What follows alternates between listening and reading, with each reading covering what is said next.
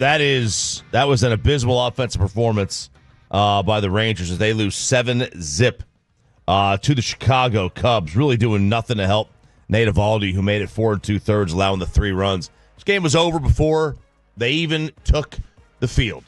That was a game of mental fortitude they did not have with the cold weather. That cold weather was in their heads, man. Yeah, and this is a case of, you remember yesterday? We were just playing it during snacks. During yesterday, we had the segment about fear or fear not. Mm-hmm.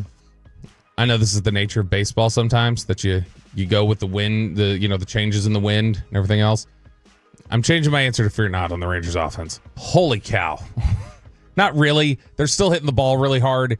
It's not landing where it needs to, but guys, they got to be able to score. They got to be able to get to find green grass more consistently than they are. You thought they were now. hitting the ball hard yesterday? They were. Higashioka, if you look at the way that they were hitting the ball, they had 5 of the top 7 exit velocities yesterday in the game. The entire game? They were hitting the ball harder than the Cubs were generally. The top exit velocities yesterday, Jake Berger, Kyle Tucker, Higashioka, Bush, Tucker, Garcia. So, they were hitting it. It's not working out for them yet. They're not finding a lot of these. There's a lot of hard hit outs for them right now. Yeah, that'll turn. Those hard hit outs generally do turn. Soft, weakly hit singles, doubles, whatever. You don't usually have weekly hit doubles, but you get the point. Mm-hmm. They generally become outs, and hard hit outs generally become hits. So that will change. But man, professional athletes can't be wearing a hoodie under your jersey. That's you gotta. You can't do that, man. That's some D3-ish right there. Let the D3 football kid, who's a molecular biology major, do that. You can't, a professional athlete, wear a hoodie under your jersey. It's not acceptable. Like Leote was doing. You can't do that. When you got everybody in a shiesty, that game's over. That game's over before the thing starts. This was their offense right now is just, they're not going to win many games playing that way. And I know they have to this point, so I know somebody's going to jump in on the fan text and say, what do you mean they're not going to win many games? They had the best record in the AL yesterday. Yes, and that's great. And it's largely due to pitching, but that's not sustainable.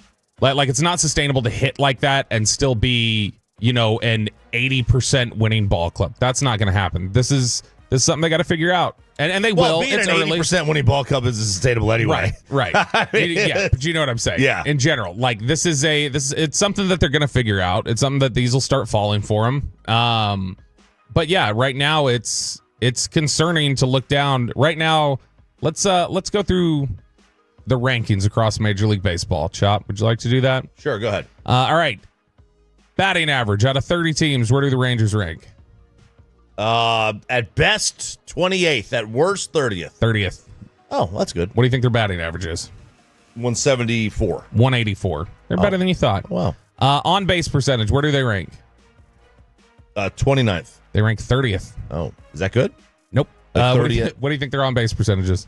215. 257. Slugging. 29th.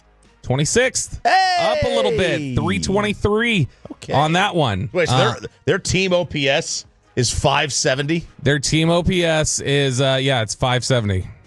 In fact, let me look here. It's actually 580. So they are third worst in baseball in OPS. And just behind them, it's the Houston Astros at 29, and it is the bottom of the barrel Atlanta Braves at 30th. Hey, the Braves won a game, though. They did, but you look at that.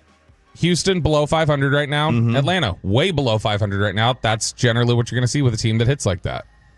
Wow. Yeah, that's true. That's true. They have not hit the ball well. They have not, they've hit them hard at times, but they have not hit the ball well at all. Look, there are a lot of things here that are positive for the Rangers offensively, or positive indicators that say they're likely going to be able to turn some things around. So when you look at strikeout rate on offense, the amount, they're making contact. Strikeout rate, they're one of the lowest, their rate of striking out is one of the lowest in Major League Baseball. So they're making contact. They're showing decent plate patience and at a lot of different points. They have been able to run into some baseballs. Wyatt Langford's got a few home runs so far. We've seen the power, with the way Adolis is swinging the bat. Heim has a couple home runs. So there's some positive indicators, but man, this is not going to win you a lot of ball games if you keep hitting the way you have lately. Shout out to our Chicago Tolos. You can go to the game today. You can also hear it right here on 105 through the Fan 640, but you can go to the game today for $3. That is the get in the door price at Wrigley Field today. For $3 for the game. Why is that so cheap? The temperature probably. Probably that it feels like it's 20 degrees right now. It's Chicago. With a high of 39 today. That's probably. I would have guessed. I would assume that's why. It's so cold there. The UV index is a 0. So what's your expectation today? You expect more of the same? Cold weather? Cold weather. Patrick Corbin's pitching. Spot start for Leiter, who's on the injured list. The blister.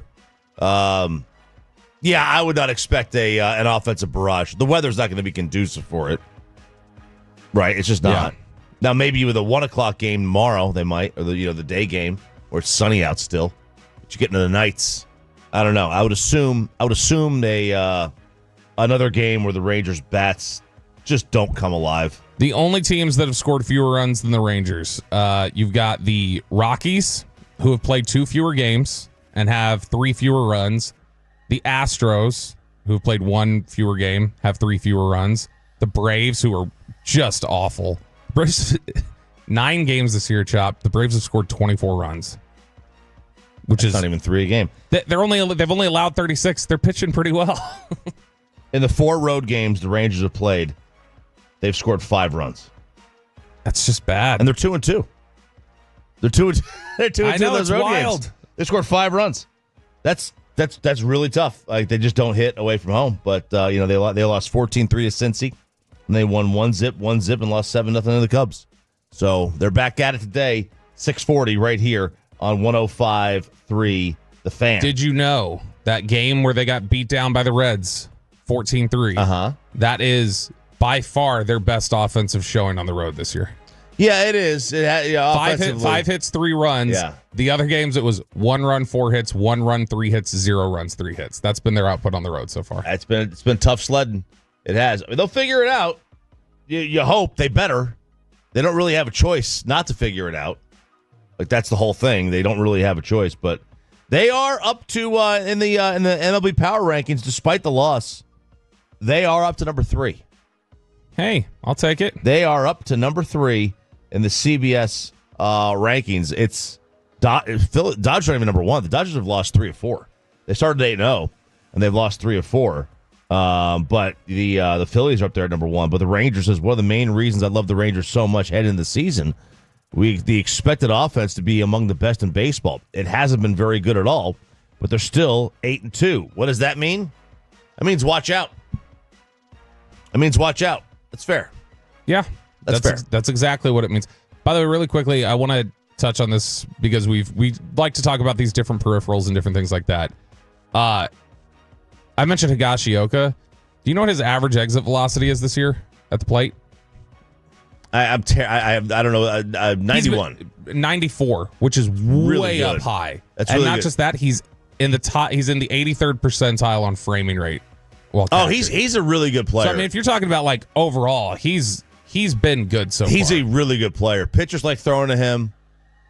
He's a decent hitter. He's not going to be a 30 home run guy, but he is good for a dozen or so home runs. I mean, I like him a lot. I've always liked him. Yesterday, I don't like the Dawson nickname for him. I love the Dawson nickname for him. Sean didn't like it, but I liked it. I like Higgy, man. It just makes sense. I know. And you're changing the pronunciation of the middle of his name. I mean, but it's a funnier name. Yeah. It's a funnier nickname. I like it. What's the name? Dawson nicknamed him because the middle of his name, Higashioka. Dawson's nicknamed him Gash. He likes that nickname, and he thinks he's just smashing the ball and stuff. So yeah, that's you're just changing the pronunciation of his name. Yeah, so it's not even his name. Call him Gosh. Yesterday, this was Higashioka. Good Gosh. Oh, that's good. I like that. Why does nobody ask me I should just come up with everything. That's pretty good. Gosh. I did yesterday when he was at the plate, Higashioka, his exit velocity 97, 102, 103. So he's hitting the ball hard. I mean, it's the only way not to make your hand sting. Hit on the barrel. That's it. That's the only way not to make the hand sting. Your torpedo bat, man. You could use that. We have players of they have made their voices heard on the torpedo bats In a positive way. It is in a positive way. They do. We don't have time to get into it, but they do like them. Mm-hmm. They do genuinely like them. But like the one thing that really stood out, and we'll kind of go more in depth on this a little bit later, but the idea that we have never heard of them before this year, but they all had.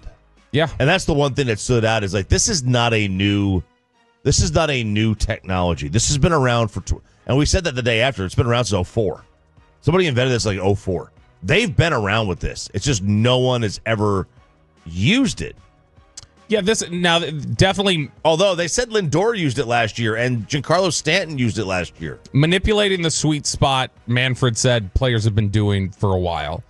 I think the targeted like scientific research that says here's where everybody's torpedo bat should be shifted. I think that's what's new is the team-wide research to, hey, each guy, you're tailored here, and doing all that. That's new. That's new. But also the fact that it's got a name to it. It's a funny name. It's cool. Torpedo bat. Yeah. Like, if you didn't have a name to it, if you just said, oh, it's just a barrel shifted bat. That's not good. You got to have a name to it. It's got to have something that's catchy, catches on. And torpedo bat does it. I like it. I like using it in everyday conversation. And look, and that's why I think, to me, why is OPS caught on when, ex-WOBA hasn't? Because it's easier to say and remember.